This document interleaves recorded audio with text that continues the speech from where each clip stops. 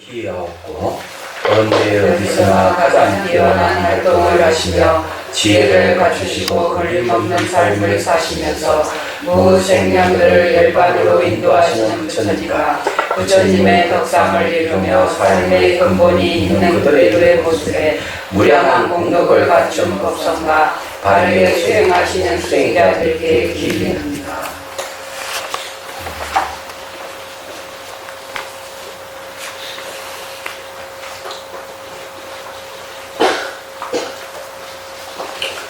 자, 74페이지 자체상 훈습과 용훈습에 상응한 수행자와 상응하지 못한 수행자. 결국 용훈습을 얘기하는 거는 수행자가 이제 깨달을 수 있는 하나의 조건을 얘기한다고 틀린 거겠죠. 이제 진여 자체상 훈습과 용훈습을 나누면 두 가지가 있다. 첫째는 아직 상응하지 않는 훈습이다. 범부와 승문 영각과 처음으로 보살 수행에 마음을 낸 수행자들이 의와 의식을 의도적으로 하는 훈습을 말한다.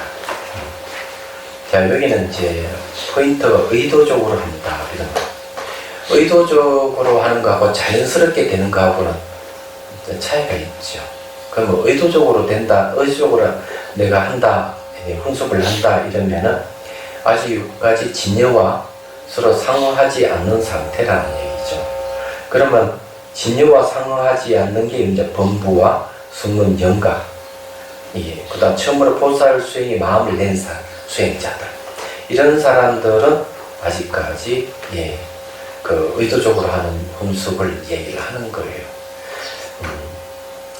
자, 여기에 이제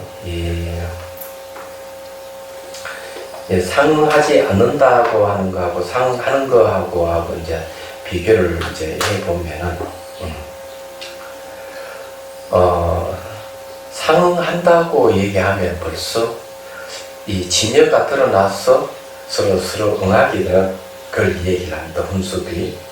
그러면 여기 이제 자체상 훈습이라든지 용훈습이라는 것이 진여하고 밀접한 관계가 있는 거죠. 그럼 진여가 딱 드러나야만이 진여 자체의 훈습이 시작된다고 보는 거 틀림없는 거예요. 얘기하죠. 그럼 용훈습이라고 얘기하는 것도 엄밀히 따져보면은 선지식들이 진여잖아요. 그 선지식들이 진여가 수행자에 영향을 주려면 자기가 진여가 드러나야만이 선지식의 진여의 작용이 오는 거거든. 그래서 여기는 의도적으로 이렇게 해버리면 아직 자연스럽지 못하다는 것은 아직 상응이 안 된다는 말하고 같은 것도 자꾸 상응시키려고 하는 거하고 관련이 있는 것이죠. 말하자면. 그럼 이거는 이제, 가행도, 자량도, 가행도까지만 딱 얘기를 한다고 보면 틀림없어요. 근데 만일에 승문 영각이라는 이분들이, 만일에 얘기를 한다면은 승문 영각이 이제 수행 경계가 있다고 한다면 최대한 아랑까지는 가능하죠. 아랑까지. 왜? 아랑 더 넘으면 안 된다 이죠. 그래 아랑까지는 넷째 팔지보살까지를 얘기하는 거예요. 그럼 이건 뭐하고 관계 있는가 하면은 그것은 보리심을 일으켰느냐 안 일으켰느냐. 승문 영각이 아란이 됐다. 그러면 이네들이 보리심을 일으키지 않으면 아란으로 끝나는 거고, 보리심을 일으켰다면 8지에서 9지, 10지를 불지가로 갈 수가 있는 거예요. 얘기하자면. 근데 어쨌든 여기에서는 상응하지 않았다고 얘기하니까 이 승문 영각을 얘기할 때는 보리심을 일으키지 않는 일을 얘기합니다. 범부, 승문, 영각은 보리심을 일으키지 않았다. 근데 처음으로 보살 수행의 마음을 낸 수행자고 했기 때문에 이분은 초지 경계에 들어가지 못한 보리심을 일으켰지만은 초지에 들어가지 못한 분이다. 이렇게 보시면 되겠습니다. 자, 75페이지. 신심에 의지하여 수행하기는 하나 아직 분별이 없는 마음을 얻지 못해 진여 자체와 상응하지 못한 단계이며. 자, 분별이 없는 마음을 얻지 못했다는 말은 뭘 얘기해요? 진여는 분별이 없는 걸 얘기합니다. 그래서 진여가 드러나 있지 않기 때문에 진여 자체와 서로 응하지 못한다 이런 뜻이에요. 스스로 자제하게 수행하는 힘을 얻지 못해 외연의 용훈속과 상응하지 못한 단계를 말합니다. 내가 자제하는 수행하는 힘을 얻지 못했다 하면 억지로 한다는 얘기죠. 의도적으로 한다는 얘기죠. 수행이 저절로 되면 얼마나 좋겠어. 근데 진여가 드러나면은 괴로움도 없고 수행하는 데 있어서 물쓰지 않고 수행하는 힘이 생기죠.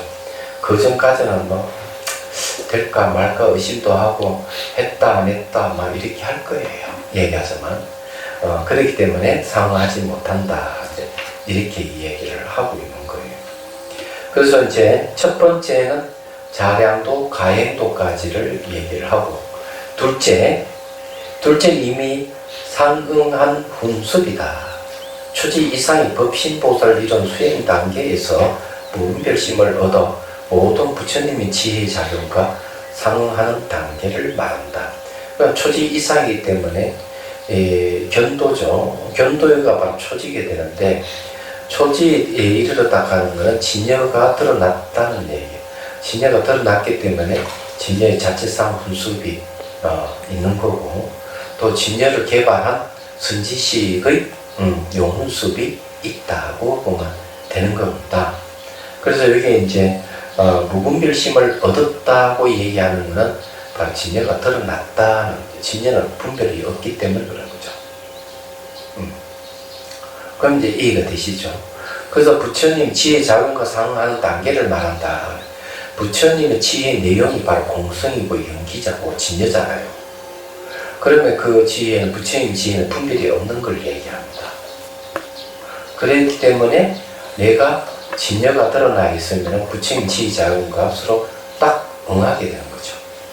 얘기하지만 그건 너무 이제 어려운 건 아니니 그죠? 자, 이때는 오직 진여의 법력에 의지해서 자연적으로 수행이 이루어지고, 진여의 법력에 의지해서 진여가 드러나면 이 진여가 본격적으로 힘을 내는 거죠. 진여의 법력이 뭘까? 법이라고 얘기하는 것은 법칙, 그런 뜻이죠. 진리 이런 이야기인데. 존재의 모든 존재 공통되는 게 바로 법입니다. 그래서 힘력자서는 걸 뭔가 하면은 진여의 법과 상반되는 것들을 없앨 수 있는 힘이 있기 때문에 힘력자서 법력이란 말을 쓰는 거죠. 그래서 자연적으로 수행이 이루어지기 때문에 자체상 훈습이라고 얘기하는 거죠.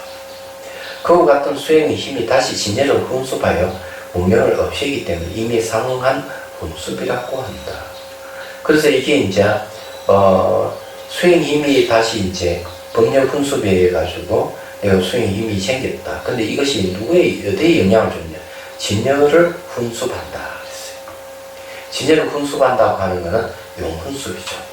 그래 선지식의 가르침을 받게 되면은 무명을 없앤다는 거죠. 없애기 때문에 이미 상응한 훈습이라고 한다. 그래서 이게 이제 깨달은 자, 진여가 드러나 있는 선지식이 있느냐 없느냐가 참 중요한 거예요. 얘기하자면. 그 여기에서 얘기하는 것은 뭘 얘기하는가? 내 안에 자체상 훈습이라고 하는 것은 적어도 처음에는 노력을 하는 거고 진여가 드러나게 되면은 서로 응하기 때문에 자연스럽게 수행이 이루어진다. 이렇게 얘기하는 거죠. 그 여러분은 깨닫기 전에는 애를 쓰는 건 당연히 의도적으로 애를 써야 돼요. 진여가 드러나기 전까지는. 그래서 자연스럽게 내가 수행 경계에 간다 이러면 진여가 드러나야 되고 그렇지 않는 이상 애를 써서 수행해야 된다. 다르게 이야기하면 아무리 막 깨달음 얻었다고 막 그렇게 고언장담을 하더라도 수행하려고 애쓰는 마음이 있다면 아직 진여가 상응하지 못했다고 그러는 거죠. 본인이 착각을 하고 못 깨달은 깨닫다 착각하고 있다 이래 보면 되는 거죠. 그래서 깨달은 사람의 수행자는 수행한다고 하면 깨달은 자의 수행은 그래 어렵지 않게 내가 노력을 하지 의도적으로 노력을 하지 않더라도 자연히 자체상 분수에 의해서 수행돼 가고 있다. 물론 노력은 하겠지만 의도적으로 그렇게 애를 쓰지 않을 수가 있다는 걸 말씀드려요. 그런데 여기 이제 한 가지를 이제 얘기를 할 게 있는데, 견도에 이르러 가지고 그 초지 경지에 이르러서 이지삼지로 쭉 가는데, 그러면 나의 이 정신적 성숙은 어떻게 되느냐 하는, 깨닫고 난 뒤에 자체상 분수이 발휘될 수 있는 장소가 있느냐 하는 거죠. 그렇잖아요. 예. 그래서 이 쉽게 말하는 상응하는 장소죠.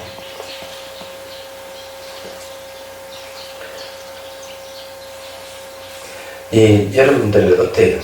내가 깨달았다, 이 견도에 이래가지고 깨달았다고 하면 벌써 상응을 하잖아. 이미 상응하는 훈습인데, 그럼 이미 상응하는 훈습의 장소는 어떨까? 어떻게 생각해요? 어딜까요? 조건이 있죠. 상응하려고 그러면은 상응하려면 조건이 있는 거죠. 네. 상응의 조건이 필요하다. 그러면 한번 얘기 좀 해보죠. 자, 이미 상응했다면은 서로 응한다.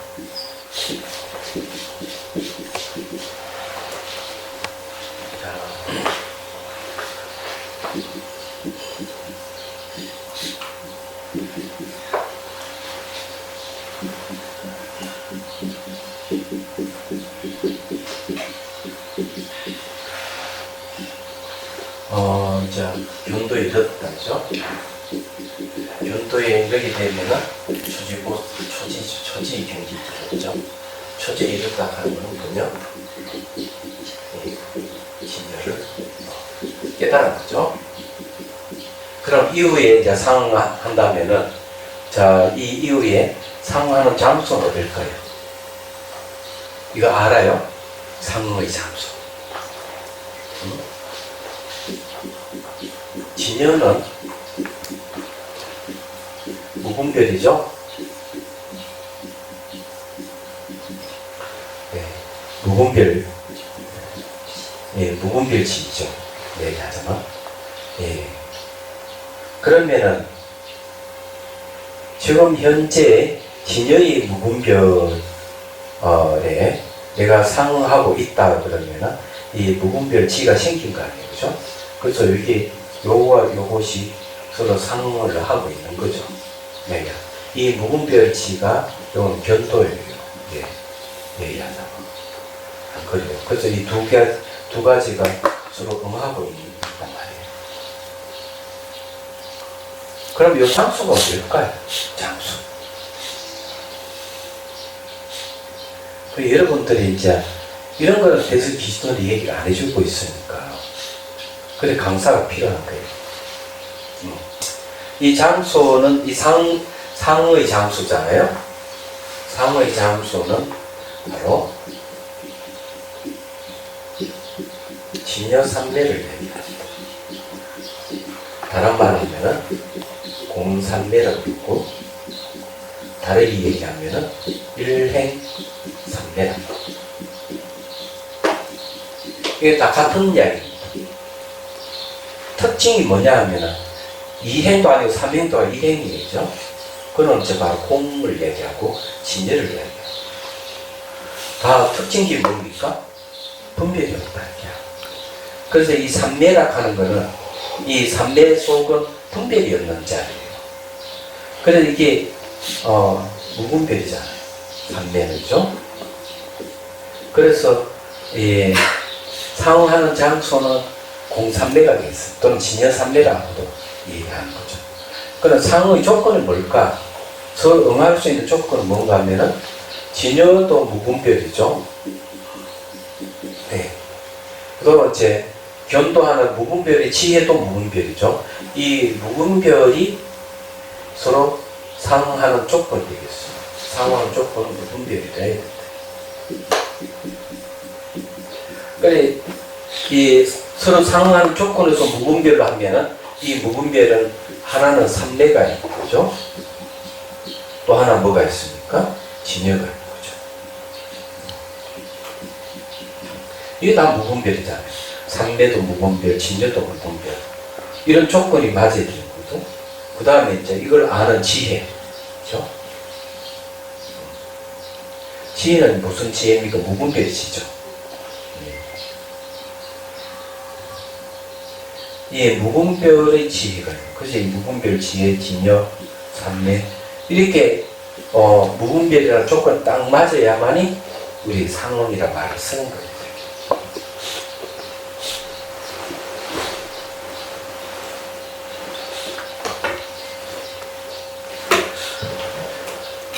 그럼 이제 이해가 되셨다고 봅니다.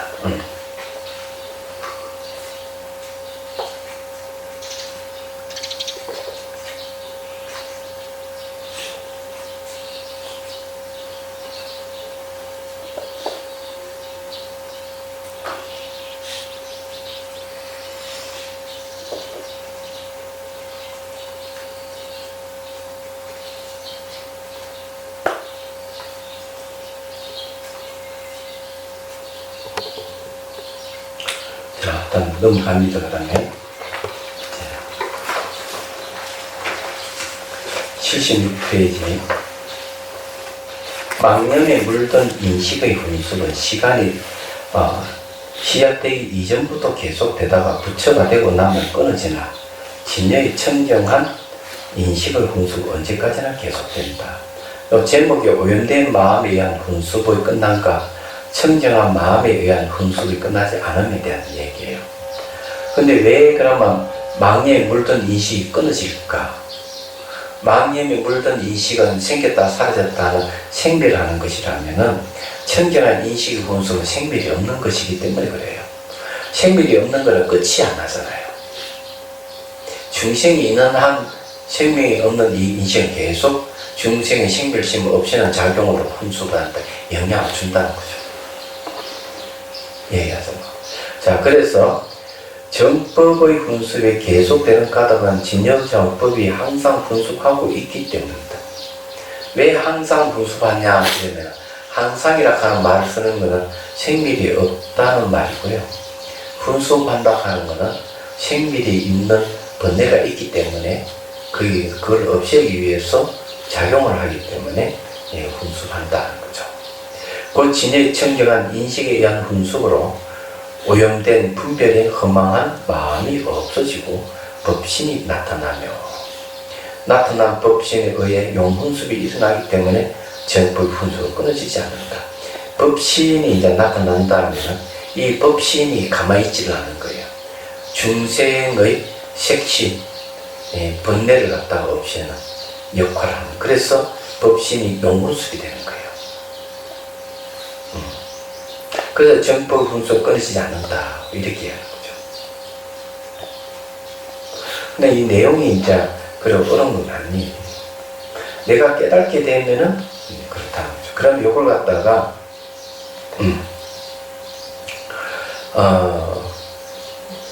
자, 요 네 가지는 요 딱 정법 훈습 계속되는 까닭 이 네 가지 요 딱 네 가지가 있어요. 이 안에는 쉽게 말해가지고 성전 봉각입니다. 이 이제 성전 봉각이 네 가지가 있죠. 말하자면 그걸 한번 얘기를 해볼까요?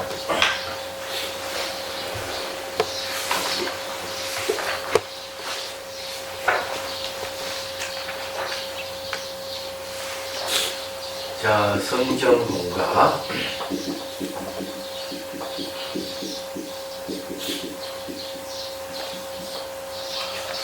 첫째는 묘실 성경이죠.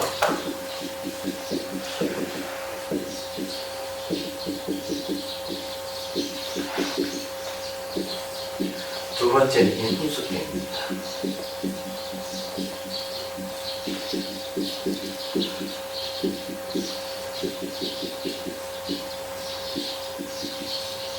세 번째는 법주의.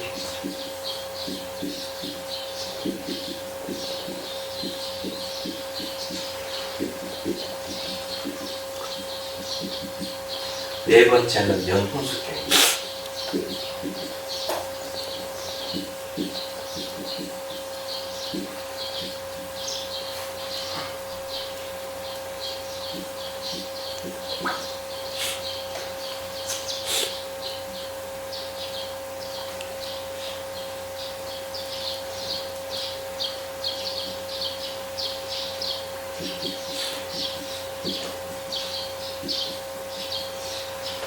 그럼 요거는 공성에 대한 이야기죠.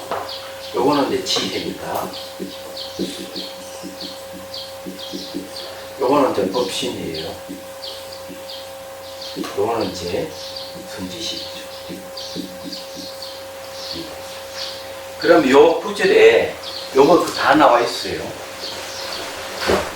정법의 훈습이 계속되는 까닭은 그런 정법이 뭐냐면 여실공경이 바 정법이 되겠습니다. 그런 정법 훈습은 뭔가 하면 인훈습경 바 지혜를 얘기하는 거죠. 그래서 이 진의 청결한 인식이라고 하는 것은 인식에 의한 훈습은 지혜를 얘기합니다. 그래서 뭘 없애느냐? 오염된 분별의 허망한 마음이 없어지고 그 다음에 세 번째로 들어가니까 법신이 더 나타나는 거죠. 법신에 의해서 그 다음에 용훈습이 나타납니다. 이 용훈습이 뭡니까? 예, 바로 법신에 의해 용훈습이 일어나기 때문에 정법 훈습이 끊어지지 않는다. 이거 한 빠졌네요. 뭡니까? 훈습.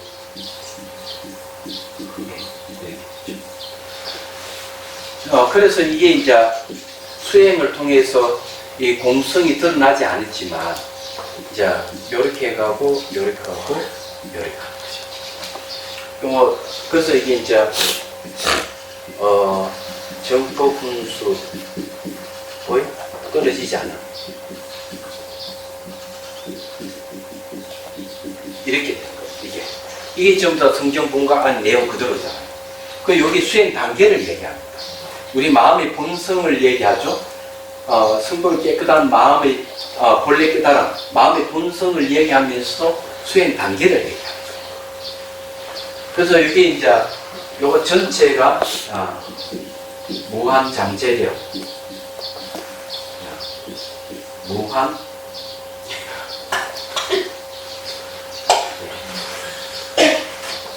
위에 거 다시 클릭하면 크게 하려면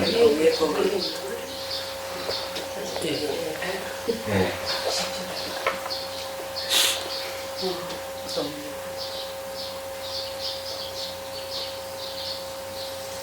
무한 가능성. 이게 전부 다 무한한 잠재, 무한한 가능성인데 첫 출발이 바로 1번이거든요. 1번. 그 다음에 이제 요것이 이제 뭐냐 하면은 요것이 이제 그겁니다. 인훈습경이라고 하는 원인이잖아요. 원인이기 때문에 요거는 이제 수단을 얘기합니다. 모든 문제를 풀 수단이 지혜가 되겠어요. 근데 요 법출리경 요거는 이제 뭐냐면은 해답이죠. 요거는 이제 뭔가 하면은 요거 안내자죠. 안내자는 뭡니까? 길잡이잖아요. 길잡이가 뭐 선지시죠. 그래서 이게 이렇게 보면 요걸 갖다가 가운데 좀더 그렇죠. 이건 이제 코칭이죠. 코칭. 그죠? 상 코칭.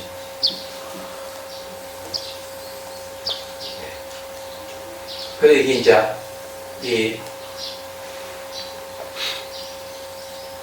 여기서 뭐 하면 안 되겠네. 이 성전공과 이 명상 코칭 일이 되고, 이거는 수행 단계를 이야기하죠. 수행 단계. 이렇게 되는 거죠. 그래서 이게 성전공각이 우리 마음의 본성이잖아요. 이 본성을 이야기하면 명상 코칭 4가지 다 나오고, 수행 단계도 다 나오는 거예요. 그래서 전체적으로 보면은, 정법 기술이 끊어지지 않는다는 걸 얘기를 하는 거죠. 요 내용이 그런 내용입니다.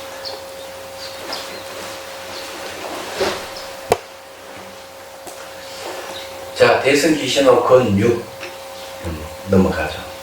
자, 이게 이 정법의 공습이 끊어지지 않는다고 만일 하면 앞으로 수행자들 계속 나올 것이고, 깨닫는 선지석도 계속 배출될 것이고, 그러면서 이 정법이 영원히 지속될 것이다.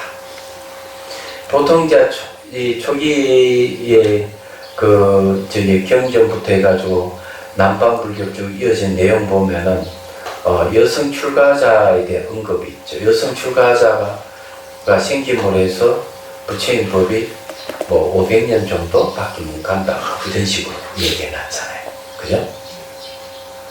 그 맞는 말일까 틀린 말일까? 이 얘기들 하자면 그건 틀린 말이에요.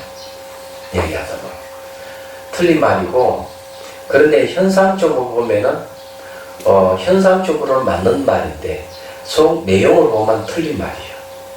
그러니까 현상적으로 그렇다는 거는 이제 여성 출가자가 생김으로 해가지고 이 불법이 500년밖에 못 간다고 얘기를 했지만 500년 이후로 계속 이어지잖아요. 그죠?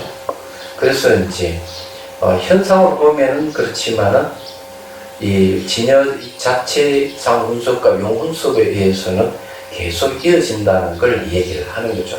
그럼 이런 이야기가 제가 최초로 한 얘기는 아니고요. 제 기억으로는 보주국사께서도 이게서 문답에서 이런 게 있는 걸로 알고 있어요. 하도 오래돼가지고. 그래서 그런 질문이 있을 때 말은 맞지만은 계속 이어진다는 것을 얘기하는 부분을 제가 알고 있어요. 하도 오래돼서 잊어버렸어요. 그래서 이제 이 정법 문제 끊어지지 않는데 이걸 역할을 누가 해야 되느냐는 거죠. 이 역할. 부처님 법에 오래도록 머물게 할 수 있는 이는 성녀들이에요. 스님들에 의해서 이 불법이 오래 그래서 불법성 삼보가 중요한 이유 그거예요. 스님이 삼보의 수에 들어가는 이유가 그것 때문에 그래요. 근데 그런 것을 이제 얘기해 주는 게 예를 들어가 초기 경전에 보면 이제 이런 얘기가 있어요.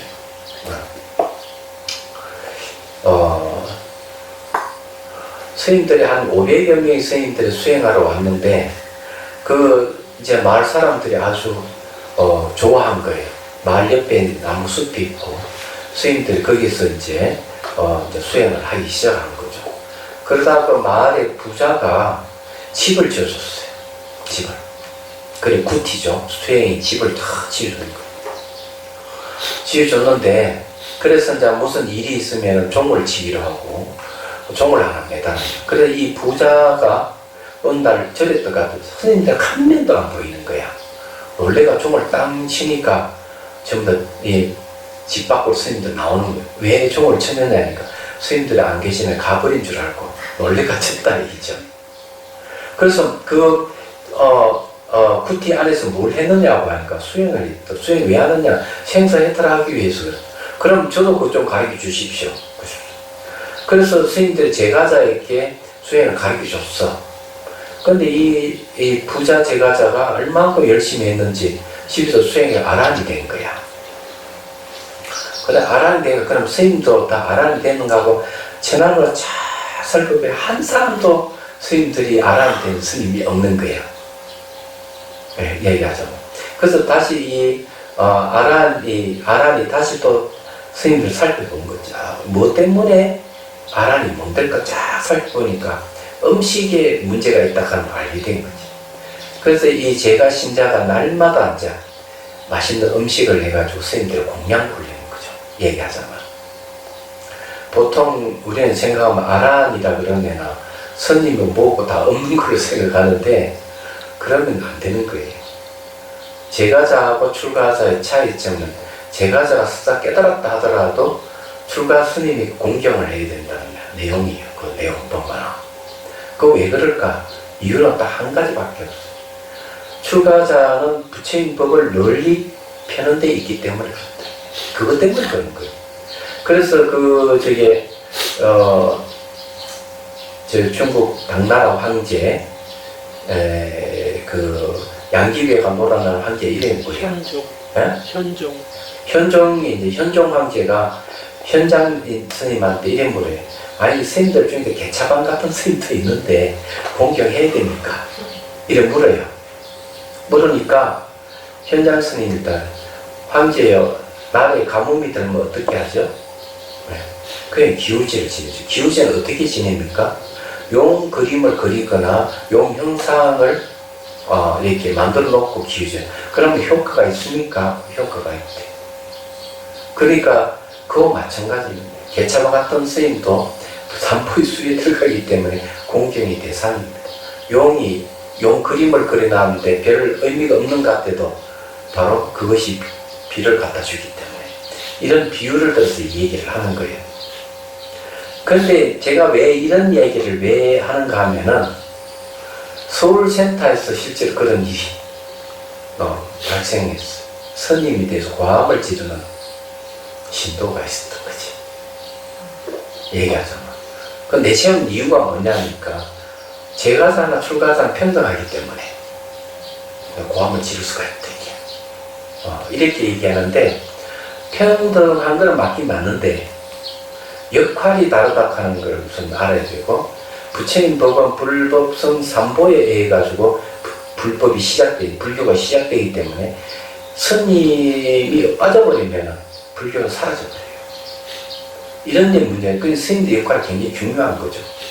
그렇지만은 또 한편으로는 스님들이 존속을 하려면 신도들이 있어야 돼요. 그래서 이제 초기 경전에 보면은 스님과 신도들의 관계는 어떤 관계를 가지고 있느냐 하는 게 얘기를 하고 있는 거죠. 스님들은 법을 펴서 늘 신도들을 이끌어주지만 신도들은 스님들이 의식주를 제공하는 거예요. 서로의 묵회를 이렇게 내려온 거지, 전통적으로. 내려오는데 그러면 출가자와 제가자의 차이는 뭐냐면 계율하고 관계, 출가를 하면 계율이 다르다는 얘기죠. 이런 게 있기 때문에 정말 신도들이 큰 소리를 안 들으려고 하면 스님들이 각성해야 돼요. 안 그러면은 그런 신도가 등장해가 막 과함적으로 난리치는 신도가 나올 수 있는 거예요. 얘기하자면. 그런 게 참 보기가 안 좋거든요. 안 좋은데 그게 이제 우리 스님들 잘못이라고 저는 생각을 해요. 제가 딱 생각해 보면 스님들이 좀 제대로 이렇게 잘 이렇게 계획을 지키고 잘 일해 나가면 신도들 깔보지를 않을 건데 공경을 할 건데 스님들은 한번 이상한 행동하고 이러면 막 신도들이 그냥 싫어하는 거죠. 그래서 막 이 뉴스에 한번 등장하고 이러면은 그럼 신도 수가 팍팍팍 떨어져. 이거 거기에 있는 거예요. 이게. 그래서 우리가 스님들이 각성을 해야 된다는 얘기예요. 각성을 해야 되고, 그러더라도 일단 이 정법에 오래 머물게 할 수 있는 거는 바로 스님들 손에 의해서 이루어진다는 걸 알아야 되고, 성녀들 내부에 부패해버리면은 그만 불교가 사라지게 얘기하죠. 아무리 신도가 있어도 스님이 안 계시면 불법은 사라지게 되죠. 신도들이 그걸 불법을 계속 존속시키기 어려워요. 가정생활 해도 사회생활 해도 이렇기 때문에 그런 문제가 있는 거예요. 그래서 중국에 또 보면은 이 불법에 아주 융성할 때는 뭐가 있는가 하면 스님들이 그걸 했어요. 보살기술 회식을 한다든지 계단에 쓰고 이렇게 해가 스님들이 아주 짱짱해질 때 불법이 융성하고 스님들 부패하면 불교가 쇠퇴를 하는 거죠. 중앙아시아 불교가 사라진 원인도 다시 생각해보면 스님들이 안 계시기 때문에 사라져버린 거예요. 이게. 그런데 이 스님들을 보호해야 될 분들이 누군가 하면 신도들이 보호를 하는 거죠. 만일 불교 신자가 아니라면 욕을 한들 뭘 하는 무슨 상관이 있냐.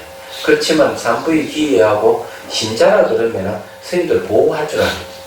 그런데도 불구하고 이 신도들 스님들하고 같이 술 마시고 고기 먹고 담배 피워가면서 엄한 행동을 한다면 스님을 도와주는 게 아닙니다.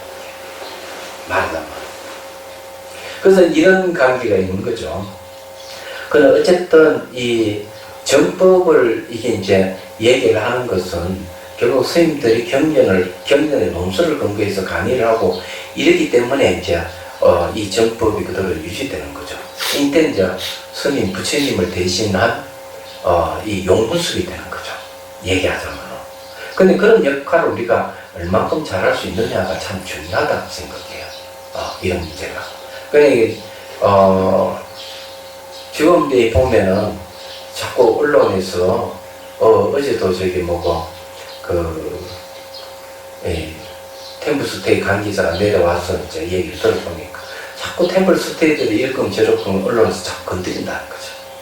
얘기하자면 사실이 아닌 걸 왜곡이 될 수도 있다. 이렇게 이야기하면서 부탁을 하고 갔어요. 얘기하자면 그럼 우리가 좀 주의를 해야 될 것이다.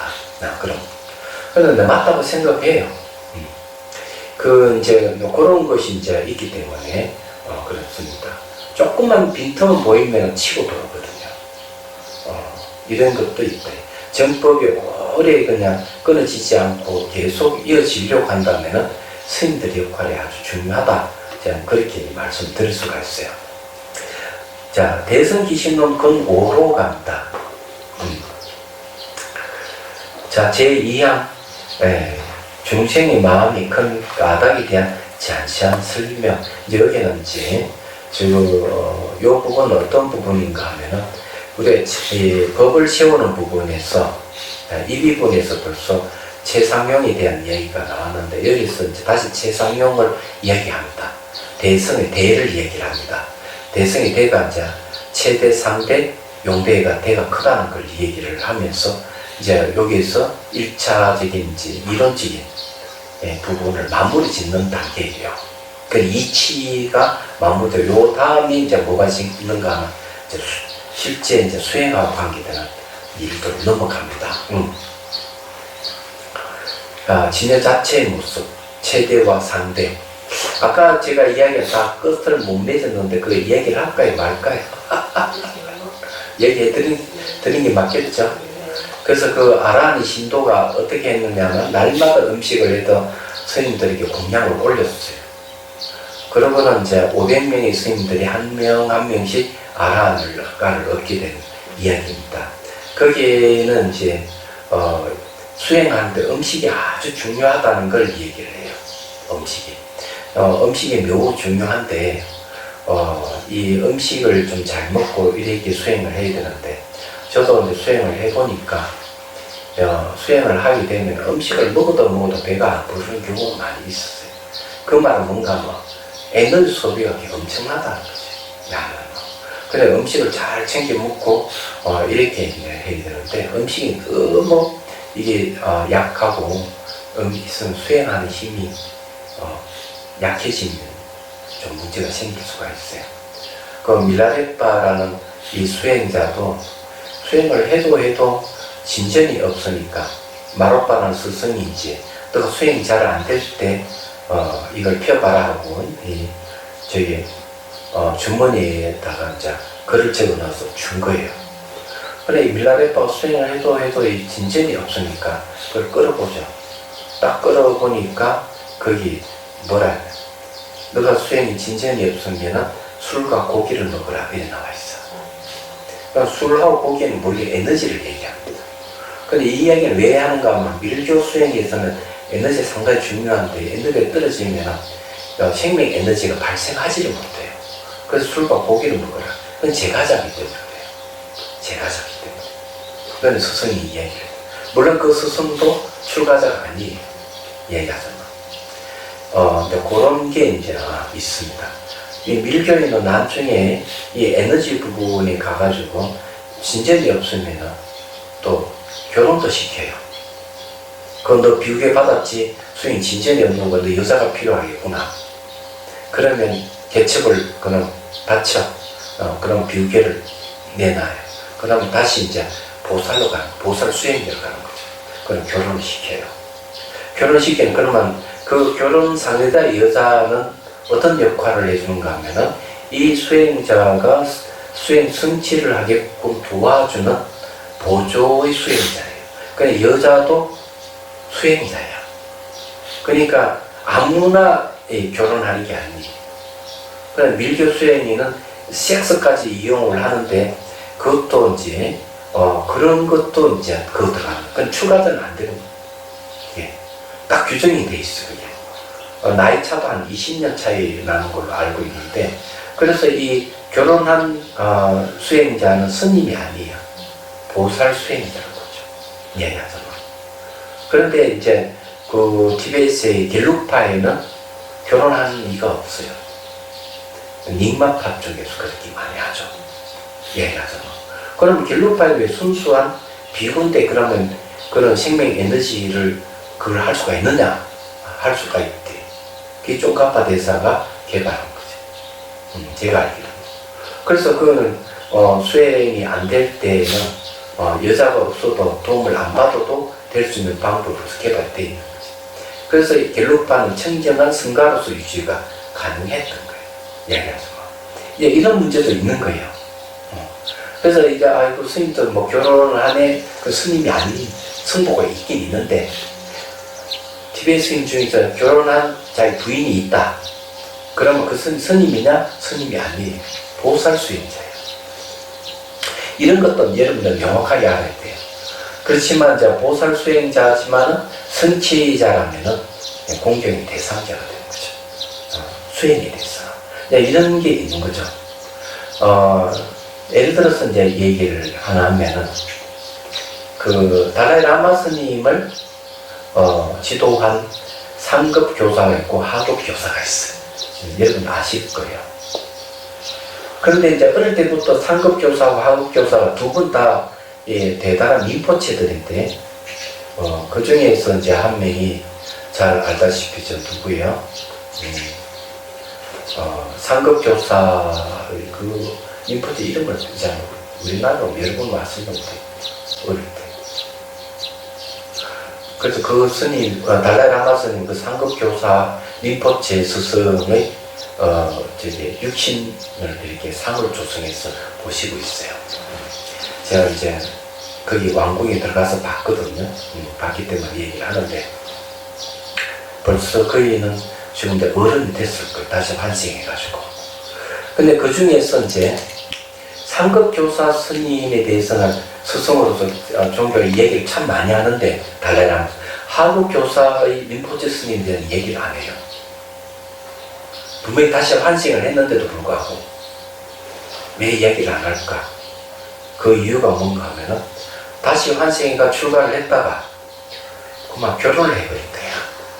이야기하자. 그러니까 결혼해버리니까 달라이 라마 스님이 딱 이렇게, 제가 추측하건데, 왜 전혀 상급 하급 교사 이 림포체 스님에 대한 얘기를 안 하기 때문에 나는 전혀 듣지를 못했어. 그게 왜냐하면 결혼해버리기 때문에. 근데 그런 이제 문제가 있더라고요. 그러니까. 그는 이제 어쨌든 이제 고로탁하는 걸 이제 일을 했을 때 엉뚱한 얘기만 했는데, 내가 대선 기신은 그건 오러 가겠습니다. 다시 진실 자체의 모습, 최대와 상대에 대한 진여 자체가 부족하고 있는 본덕의 모습은 모든 본부와 성문 영각과 불보살님에 이르기까지 늘어남도 없고 줄어듦도 없으며 앞선 때에 생겨난 것도 아니고 뒤에 없어지는 것도 아니며 절대적으로 향상하다. 원래보다 진여 본성의 모든 공덕을 만족하고 있는 것이다. 이 공덕이라 하는 건 훌륭한 결과를 가져오는 원인이라는 뜻이에요. 그래, 이 공덕의 내용이 뭐냐 이러니까 늘어남도 없고 줄어듦도 없대. 생겨난 것도 아니고 뒤에 없어지는 것도 아니대. 진여본성에 항상 공덕을 만족하고 있고, 이걸 뭐라는가 하면 저기에 명상 코칭의 4개 중에서 무한한 잠재력, 무한한 가능성을 얘기합니다. 일반적인 이제 외부에 들어온 코칭 내용은 딱 3가지밖에 없어요. 무한한 잠재력을 얘기하고, 모든 문제 해답은 나한테 있다고 놓고, 그 다음에 그걸 안내해 줄 네 파트너가 필요하다. 이 3가지를 얘기를 하는데, 거기에는 그 해답을 줄 수 있는 수단이 갖춰져 있다는 얘기는 없어요. 그리고 이제 무한한 잠재력 가능성을 얘기하지만 그 내용이 뭐냐고 물어보면 그 사람도 몰라요. 코칭도 여러 가지 너무 많은데 무슨 코칭 하지만 무한한 잠재력 내용이 뭡니까? 이렇게 물어보면 아무도 대답하는 사람 없어요. 그 사람들이. 왜? 근데들은 그런 걸 깨쳐서 보지를 못했기 때문에. 근데 논서의 이 대승 20원에 정확하게 그 얘기를 하고 있는데, 무한한 잠재를 가능성으로서 진여의 공도의 모습이 뭐냐 하니까 늘어남도 없고 줄어들도 없다. 먼저 생긴 것도 아니고 뒤에 없어지는 것도 아니다. 절대적으로 항상하다 이죠. 말하자면. 그래서 이 공도에 만족하고 있대. 그럼 공도에 만족하고 있는 구체적 내용이 뭐냐 하면 그 다음 구절이 나옵니다. 그러므로 진여 자체에 크나큰 지혜의 강명이 있다는 뜻이며, 바로 이게 이제 무한한 잠재를 가능성으로 있는 거예요. 그리고 수행하면 지혜 강명이 탁 튀어나오는 거죠. 여러분, 마음의 본성이 뭐냐 하면 빛이란 뜻입니다. 강명은 빛이란 뜻이에요. 이거 어떻게 아느냐 하면요, 여러분 열심히 수행을 했다 그러면 방에 불을 끄고 깜깜한데 앉아 있으면 알아요. 앉아 있으면은 눈을 뜨나 감으나 앞에 훤하게 이렇게 있으면 벌써 빛이 나타나, 마음의 빛이 나타난 거예요. 이게 새끼 사선정에 가게 되면 이 빛이 강력해져 가지고 어둠을 쫙 몰아내고 사물을 본다고 얘기해요. 넘경이 나오는 얘기예요. 그렇기 때문에 이 수행한 사람들은 까무나 뜨나 앞에 환한 거예요. 이렇게. 마음이 빛이 나타나서 그런 거죠. 그런 경험하신 분 계세요? 없잖아. 그 수행 열심히 하시고. 그래, 그 강명이 지혜 강명이라면 대단한 거죠.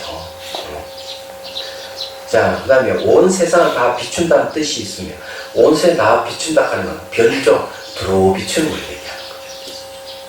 내가 어느 대상을 본다 그러면 두루 비추는 게 없어져 버려요. 그래, 본다 하는 마음을 딱 내려놨을 때 두루 비추는 게 나타나는 거예요. 우리 극기 명상에 있잖아요. 극기 명상에도 제가 얘기했죠. 보려고 하지마, 들으려고 하지 말아야 죠. 그냥 보고 그냥 들으라 하는 이유가 그런 얘기예요. 의도가 들어가 버리면 안 되는 거죠. 마음 자체는 두루 비추고 있는데 우리가 자꾸 보려고 하고 들으려고 하니까 그런 게 없어져 버려요. 그래서 수행을 하면서 그런 것을 계속 내려놓으면은 이제 수행을 하면 이제 그런 게 두루 비추는 게 나올 거예요. 자, 그 다음에 참되게 알아차는 뜻이 있으면 진실식지라 참되게 안다 이거죠. 그게 마음의 본성이에요. 여기까지 이야기하면 뭡니까? 아, 마음의 본성이라 하면 무한한 잠재력이 뭐냐? 지혜가 아니면 빛이다. 그리고 온세상 두루 비추는 성질이 있고, 그리고 참되게 아는 게 있구나. 참되게 아는 게 있기 때문에 지혜가 생길 거 아니에요? 자성이 청정한 마음이라는 뜻이 있으면 자성 청정이죠. 청정하다고 얘기하면 생滅이 없는 텅 비었다는 얘기예요. 공성을 얘기합니다. 그 다음에 상락 아정이라는 뜻이 있으면, 우리가 이제 제일 이제 알기 어려운 게 아에 대한 얘기죠. 상락 아정 아. 자하고 아가 다른 거야. 이건 이제 명확하게 해드려요.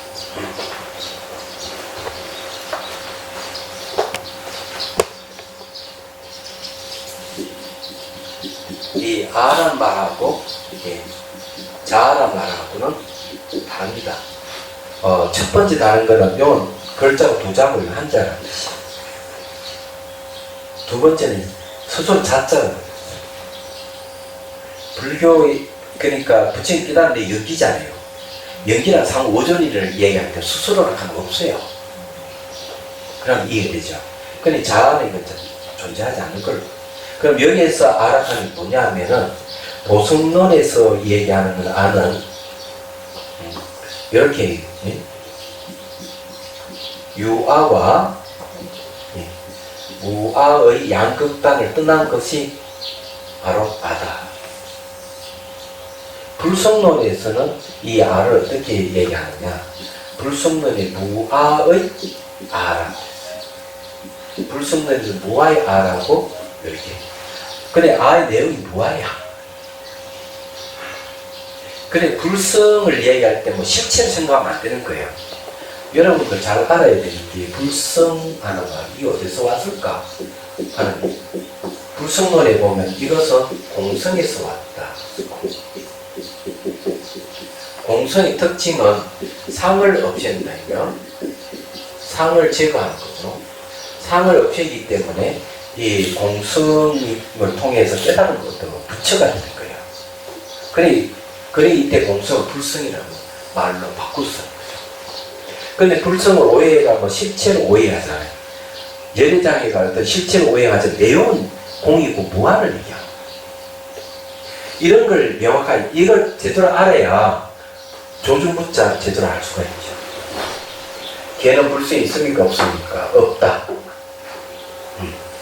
불성이 있다고 생각하는 스님은 걔는 불성이 있습니까? 물으니까 없다고 해요. 있다 하는 생각을 없애주기 위해서 없다 이렇게 무 이렇게 하면 이게 잘 맥혀 들지 않아요. 한자로 있기 때문에 풀어가다 없다고 이렇게 해야만이 우리에게 탁 와닿아요. 그게 화두를 들을 때 번뇌 망상이 일어나면은 불성이 없다는 무 이렇게 해야 돼요. 없다 이렇게 돼요. 그게 이제 그 없다 하는 것을 붙들고 있을 때 번뇌 망상들 다 제거돼요. 이게 대스님이 서장에 나오는 얘기. 그래서 화두를 이 공안도 말이죠. 초보자에게 주로서의 공안이 있고 좀 수준 있는 사람이 주는 공안이 있고 그 다음 근격 수수만에게 주는 공안이 각각 다르다고 얘기해요. 선문 단련서 그 얘기를 하고 그럼 가장 쉬운 공안이 뭐냐 했는데 만법길 일기하체 모든 것은 하나로 돌아가는데 하나는 어떻게 돌아가지? 하나. 그건 수준 있는 사람에게 주는 공안은 뭔가 하면 죽비대초가 죽비를 해도 30방을 맞을 거고 죽비를 안 해도 30방을 맞는다. 일러 봐라. 죽비는 당연히 죽비를 하면 안 되죠. 죽비는 변화이기 때문에. 이런 죽비이기 때문에. 그렇다고 또 죽비를 안 해도 틀렸죠. 눈앞에 있는 걸 아니라고 부정하면 틀렸잖아요. 그럼 그걸 어떻게 설명할 것이냐. 그 다음에 이제 바로 해답을 제시한 공안은 뭔가 하면 조상 서쪽에 오신 뜻이 무엇입니까? 모르니까 조주스님이 뜰 앞에 잣나무입니다. 아니 그 경계 가지고 얘기하지 마십시오. 그러니까 조주스님 난 경계를 가지고 얘기하는 게 아니고 경계라 하는 것은 잣나무라 하는 경계를 갖고 나한테 대답한 게 아니다.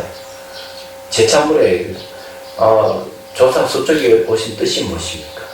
그 요즘 말은 진리가 뭡니까? 이런 소리예요. 그래서 뜰 앞에 잣나무 이렇게 그거는 바로 해답을 제시해 준 것이다. 이렇게 얘기를 하고 있거든요. 그래서 여러분들도 화두를 드는 것도 이 1700공안도 그것이 거기에 따라서 제시된 것이 다르다는 것을 빨리 이해를 하셔야 돼요. 그런 거고 그런 보다는 이제 아에 대한 얘기하다 말았잖아요. 그래서 우리 자신의 본성이 아야 상락 아정이에요. 깨닫기 전에 있는 상락 아정은 사견입니다. 깨닫기 전에는 모든 변하기 때문에 상이 아니고 몸은 즐거움이 아니고 괴롭기 때문에 낙이 아니고 몸속에 주재하는 자가 없기 때문에 아가 아니고 몸은 더럽기 때문에 번뇌도 더럽기 때문에 정이 아니에요. 근데 깨닫고 보면은 모든 걸 항상하고 늘 즐겁고 이것이 깨끗하지 않은 게 없다. 깨끗하다는 말은 생로병사가 없다 이런 소리예요. 잘 이해됩니다. 그 다음에 청량하고 변하지 않는다는 뜻이 있다고. 그게 청량불변이. 우리 마음의 본성은 무한한 잠재력의 가능성은 변하지 않아요. 청량해서 안 변해요. 그래서 이런 것을 수행을 하면 개발해야 돼요. 그래서 수행을 하게 되면 이 잠재력이 탁 발휘되는 게 지혜가 생기고 마음이 온새 두루 비추는 현상이 생기고 마음이 자성이 없는 자성 청정한 마음이 개발이 되고 그리고 또 모든 존재의 근원을 참되게 아는 마음이 생기고 그러는 거예요. 상당 아정이고 그냥 청량불변인 줄 알아. 이게 딱 드러나는 거죠. 이게 드러나면 도인이야. 드러나지 않으면 이거 드러내기 위해서 이런 잠재력 가능성 드러내기 위해서 수행을 하겠죠. 맞아. 자, 78페이지. 진여 자체로 부족한 이와 같은 공덕. 부족했다 하는 말, 그런 무한한 잠재력 가능성이 부족됐다. 그 겐지서 강은 모래보다 많은 공덕이 진여 자체로 끝나 있는 것도 아니고 진여 자체와 단절된 것도 아니며 진여 자체와 다른 것도 아니며 어느 표현을 넘어선 부사한 것이며 부처님이 가르칩니다. 그 밖에도 진여 자체가 모든 공덕을 만족하게 갖추고 있으므로 하나라도 부족한 것이 없다. 이런 뜻에서 진여 자체의 덕상을 열애장이라고 하며 열애 법신이라고 한다. 오늘 여기까지만 딱 하겠습니다. 그건 어려운 건 아니죠. 이제 쉬워졌습니다. 이제 점점점 쉬워집니다. 물론 이제 수행 부분에 가서 또 자세하게 제가 여러분 설명해 드리죠. 수행 경계에 대해서. 질문 있으면 하십시오.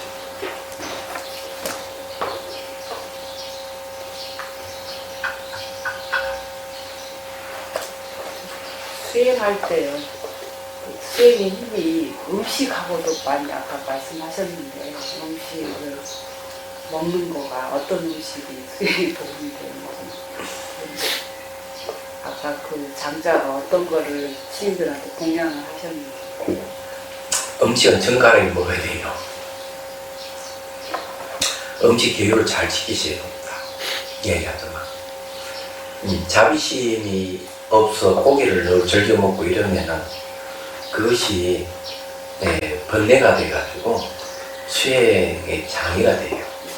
술을 주고 담배를 피우면 결국 그것이 번뇌를 일으키기 때문에 늘 술을 마시고 싶고 담배 피우고자 하는 마음이 일어나서 자기 마음을 장애를 하는 거예요. 마음이 일어나지 않는 상태가 선정이고 지혜에서 마음이 일어나지 않는 게 일반인데 마음이 자꾸 일어나서 방해를 하는 거죠. 그렇기 때문에 음식 기회를 잘 지켜야 된다는 게 그거예요. 고기를 먹는 것도 내가 먹고자 해서 먹으면 장애가 됩니다. 신도가 올린 공양을 먹을 수가 있어. 왜냐, 내가 먹고 싶어서 먹는 게 아니고 신도가 올려서 먹는 것이기 때문에 그건 괜찮아요. 그렇지만은 대성에서는 고기마저 먹지 마라 하는 거죠. 이유는 뭔가 하면은 능가경이 그런 얘기. 중생을 구제한다고 하면서 중생이 고기를 먹어서 되겠느냐? 그건 자비심이 없다. 깨달음 얻을 수가 없다. 이렇게 얘기를 하고 있는 거죠. 고기 먹는 거는 큰 죄가 아니에요. 그러니까 엄마계 48 경구죄에 들어가는 거죠. 그렇지만 보리심을 일으킨 자는 먹지 말아야 되는 건 당연한 겁니다. 대성은 기본 육바람일 자체가 육바람일을 수행한다고 하면 육바람일 자체가 보리심이거든요. 그래도 보리심이기 때문에 안 먹는 게 좋다. 그러면 거기에 대체될 수 있는 게 늘 저래서 먹어온 거예요. 먹어온 게 뭔가 여러분 잘 아는 콩 종류, 두부라든지 이런 종류죠. 이런 걸 이제 늘 먹어왔기 때문에 그런 걸 얼마든지 대체가 가능하다. 대체가 가능한데도 불구하고 고기를 좋아하고 이러는 거는 좀 문제가 있다. 그렇게 생각하는 거죠. 그래서 술과 고기를 먹고 담배도 피우고 이렇게 하면 이 음식 기회를 안 지키기 때문에 늘 그것이 이제 번뇌를 일으키는 원인이 되어서 수행을 못하게 막는 거예요. 이해하죠? 그 다음에 이제 사물을 볼 때도 어떻게 봐야 되는가 하는 부분에 청년 도론을 분명하게 얘기합니다. 비구는 여자를 볼 때 여자로 보지 말아라. 비구니는 남자를 볼 때 남자로 보지 말아라. 그럼 어떻게 봐야 되느냐? 전체를 보고 부분을 보지 말아라. 전체를 보고 부분을 보지 마라. 그래서 이 사물을 보면 그 전체를 보면 되는데 요 부분 보면 이제 애착이 생겨서 문제가 생긴다. 비유가 여자를 볼 때 전체를 보면 괜찮은데 여자의 부분을 보기 시작하면 이제 애욕이 생기기 시작하는 거죠. 비구도 마찬가지다. 그래서 청전도론에 그 얘기를 딱 하고 있는 거죠. 그렇기 때문에 그런 문제도 이제 우리가 생각을 해봐야 돼요. 보는 문제, 먹는 문제. 이런 것도 이제 잘 알아야 됩니다. 근데 수행을 하면서 계율이 수행 장애가 안 된다고 이렇게 얘기하는 사람이 있는데 그런 사람 깨달으면 얻기가 어려워요. 그래서 어렵게도 절대로 그렇게 하면 안 된다고 딱 신문에 딱 나와요. 신문에 나오기 때문에 하지 마라 이렇게 분명하게 얘기를 하고 있고, 그리고 사람은 보면은 막 얼굴이 우글우글하고 몸에서 막 냄새가 나고 이러는 거는 음식 계율을 안 지켰어. 그런 거예요. 음식 계율을 제대로 지키면은 이 단아한 모습 그대로 이렇게 나이가 드나 들지 않으나 똑같이 가는데 처음에는 깨끗하다가 나이가 좀 들어가면서 막 얼굴이 막 커지고 개긴가 줄줄 흐르고 이러면 이거 음식계를 안 지켰다는 예, 내 얘기 좀 이상하죠? 그만 이야기하지 뭐. 어제 불보살님이 삼매 속에서 법문하는 이야기, 법문하신 이야기 들려주신다 하셨거든요. 아 그렇구나. 시간 지났거든요. 해드리죠. 그거는 이제 초지, 경지 이르려야만 가능한 이야기예요. 그러면 삼매 속에서 정토에 가서 보신불의 법문을 들을 수가 있는데 그런 대표적인 분이 누구냐면 유착보살이에요. 세친의 형인 유착보살이 선정에 들어가지고 이제 도솔천에 올라갔어요. 도솔 내원경에서 미륵보살의 법문을 들어요. 그래서 지상에 있다 내려와가지고 다시 선정에서 깨어나서 그렇던 다 기록을 한 것이 유과사지로 100권이라는 말이 있습니다. 그렇기 때문에 이게 이제 미륵보살의 법문을 정리한 거죠. 미륵보살은 유식을 얘기를 하고 유식종의 그 대장이 바로 미륵보살이에요. 얘기하자면 그런 게 있고 그래서 원효 스님도 저기 해심일경 소에서 뭐라고 얘기하는가 과거 현재 미래 부처님의 법문을 듣고자 하느냐 그럼 선정이 들어가요. 선정도 들을 수가 있다. 지나간 부처님 법문 다 들을 수가 있다. 이렇게 얘기를 하고 있는 거죠. 그래서 선정이라 하는 매우 중요한 하나의 조건이 그렇게 봤을 때 그래서 이제 선정 속에서 이제 갈 수 있으면 그 다음에 이제 근세의 선사 중에서 중국의 허운 선사가 있어요. 1950년대에 입적하셨지만 이번에 120살을 살았거든. 살았는데 팔루군이 절에 와가지고 노스님을 이 개머리판으로 옆구리를 찔렀어요. 그래 이 뼈가 이게 이제 부러진 거죠. 이게 요거 갈비뼈가 부러진 거죠. 갈비뼈가 부러지면서 바로 어디가 선정이 들어가는 거예요. 선정이 들어가 어디 가는 도솔천까지 올라가는 거지. 올라가는 미륵보살. 당신 아직 올 때 안 돼서 일 좀 더 하고 와야 된다. 빨리 가시라고. 그런 일화가 있습니다. 이 고성이 아니면 수행일이 아니면 불가능. 때리면 얼마나 아프겠어. 개머리판으로. 뼈가 부러졌는데 얼마나 통증이 심하겠어. 근데 선정이 들어간다는 건 대단한 집중력이에요. 얘기하자면. 그런 일화가 전해오고 있습니다. 그래서 그렇기 때문에 선정이 생기면 외부의 어떤 영향을 받지 않습니다. 하은경이 그 이야기하죠. 어떤 이상한 소리, 듣기 싫은 소리라도 선정을 성취한 사람은 마음을 어지럽게 할 수가 없다. 이렇게 나와 있습니다. 자, 오늘 여기까지 합시다. 거의 마치겠습니다.